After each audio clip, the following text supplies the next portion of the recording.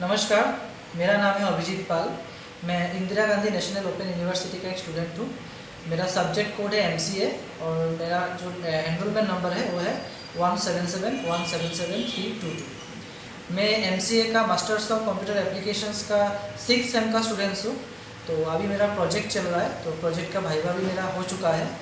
तो रिसेंटली मुझे पता चला कि एक इग्नो एक कंपटीशन ऑर्गेनाइज कर रहा है जो कि है मतलब student innovation award, IGNOU student innovation award that is 2022।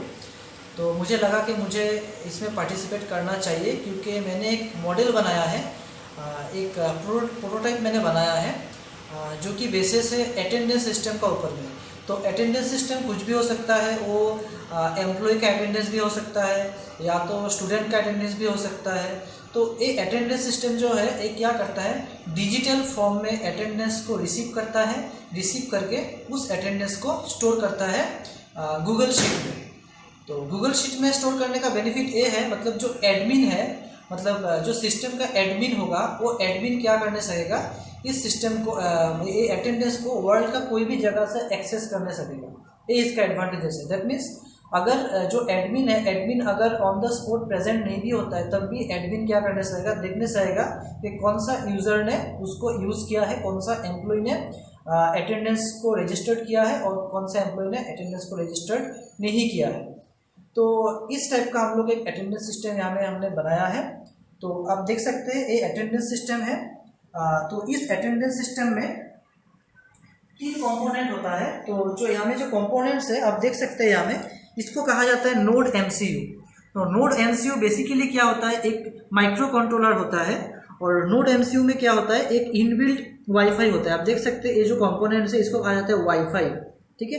तो ये इनबिल्ट वाईफाई है। तो इसके लिए मैंने, इसमें वाईफाई इनबिल्ट होता है, इसके लिए मैंने यहाँ में क्या किया है, नोड MCU का यूज़ किया है। इसको कहा जाता है RFID reader. RFID means radio frequency identification reader. इसको कहा जाता है RFID रीडर।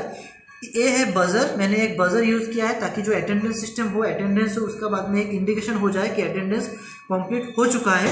और साथ में आप देख सकते हैं ये हो गया RFID कार्ड। इसको कहा जाता है RFID कार्ड, जिसका मेमोरी साइज है 2 KB। इसका अंदर में मैंने अपना नाम को स्टोर किया है और साथ में इसको कहा जाता है RFID टैग। इसका भी मेमोरी कैपेसिटी होता है 2 KB।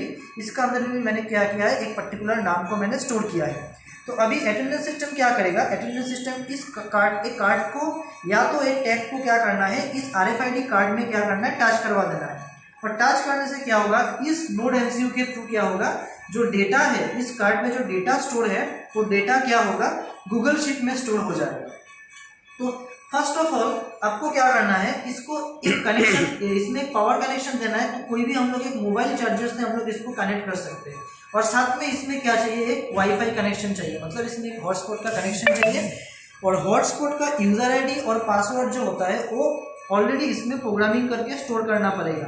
और गूगल जो शीट होगा, गूगल शीट का लिंक भी यहाँ में स्टोर करना पड़ेगा, तभी जाके हम लोग इस पर्टिकुलर जो नोड MCU है इससे डेटा को हम लोग क्या करने सकेगा, गूगल शीट में स्टोर करने सकेगा। तो ये बेसिकली ऐसे काम करता है। आप देख सकते हैं एक कार्ड को अभी यहाँ में अगर हम टच कर देते हैं तो आप देख सकते हैं जो लाइट है, लाइट ऑफ हो चुका है। तो अभी ये जो डेटा है इस कार्ड का अंदर में जो भी डेटा है, ये डेटा क्या हो गया, गूगल शीट में स्टोर हो गया। और इस फिर से लाइट क्या हो गया, ऑन हो गया।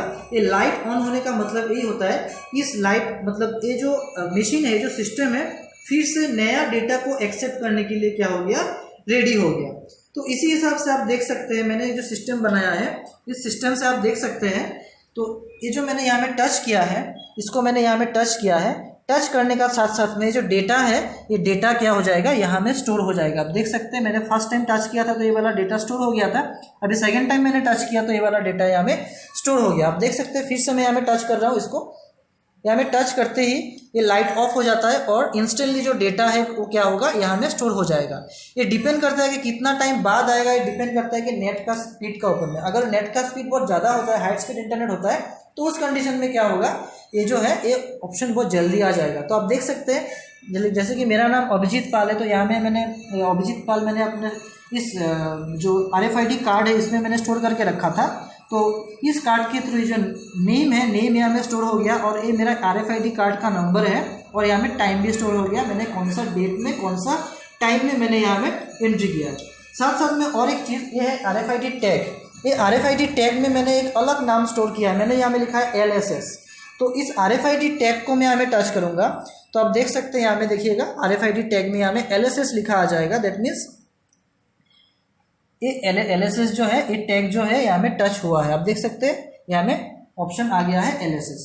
तो ये RFID टैग में मैंने LSS नाम से एक टेक्स्ट को स्टोर किया है और इसमें मैंने अभिजीत पाल नाम से मेरा नाम को स्टोर किया है। तो आप देख सकते हैं हमें डिफरेंट नाम से क्या हो जाता है, रियल टाइम में हम लोग डेटा को स्टोर कर पा रहे हैं। और रियल टाइम में क्या होगा, जो इसका एडमिन है, एडमिन क्या होगा, रियल टाइम में डेटा को वर्ल्ड का कोई भी जगह से एक्सेस कर ले सकेगा। सिर्फ यहाँ में एक ही चीज़ है जो यहाँ में कॉन्स्टेंटली चाहिए होगा, वो है यहाँ में वाईफाई कनेक्शन। और एक चीज़ है, इसको डायरेक्टली पावर सप्लाई देना पड़ेगा आपको, कोई भी एक एडाप्टर के थ्रू यहाँ में पावर सप्लाई देना पड़ेगा। और साथ में इसमें क्या होना पड़ेगा, कॉन्स्टेंटली इसमें इंटरनेट कनेक्शन चाहिए होगा, दैट मीन्स वाईफाई कनेक्शन चाहिए होगा, ताकि ये डायरेक्टली काम कर सके और डेटा को इस कार्ड से लेके जो गूगल शीट है, गूगल शीट में स्टोर कर सके। तो इसके लिए मैंने एक प्रोग्राम लिखा है, आप देख सकते हैं ये जो प्रोग्राम है, इस प्रोग्राम को आर्डिनो का IDE से जाके लिखना पड़ेगा। ये वाला प्रोग्राम है, इस प्रोग्राम को मैंने लिखा है। ये जो फुल प्रोग्राम है ये हो गया आपका C++ का प्रोग्राम होता है। तो यहाँ में मैंने पूरा प्रोग्राम लिखा है, आप देख सकते हैं। मैंने वेरियस जो लाइब्रेरीज है, C++ का लाइब्रेरीज जो है वो लाइब्रेरीज मैंने यहाँ में इंपोर्ट किया है। और ये जो पूरा प्रोग्राम है, इस प्रोग्राम के थ्रू हम लोग क्या किया है, जो RFID का डेटा है उस डेटा को हम लोगों ने गूगल शीट में स्टोर किया। आप देख सकते हैं हमें वाईफाई मल्टी एड ऐप यहाँ में लिखा हुआ है। तो ये मेरा वाईफाई का क्या हो गया, यूज़र नेम हो गया, और ये वाईफाई का पासवर्ड हो गया।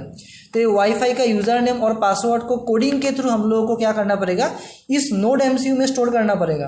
अगर नोड MCU में ये पासवर्ड स्टोर होगा तभी जाके हम लोग अपना जो मोबाइल का या तो कोई भी हॉटस्पॉट जो है उसको हम लोग कनेक्ट कर पाएंगे इस नोड MCU के साथ में। और बाकी ये जो है ये पूरा कोड है, इस कोड को मैंने इंस्टॉल किया है। जो मेरा माइक्रो कंट्रोलर है नोड MCU में मैंने इंस्टॉल किया है और उसके बाद में ये जो है ये काम कर रहा है।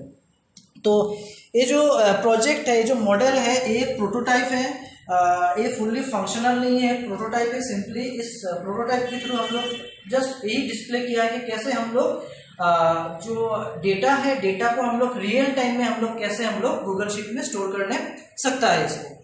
तो इसका एडवांटेजेस क्या होगा, इसका एडवांटेजेस है, मान लीजिए जो हम लोग का ट्रेडिशनल जो अटेंडेंस सिस्टम है, जो रजिस्टर्ड अटेंडेंस सिस्टम है, उसको क्या कर सकता है, ओवरकम कर सकता है। मतलब उसमें क्या होता है, पेपर यूज होता है, पेन यूज होता है, तो उसमें क्या होता है, बहुत टाइम कंज्यूम हो जाता है। लेकिन यहाँ में क्या हो जाएगा, बहुत कम टाइम में क्या हो जाएगा, काम हो जाएगा।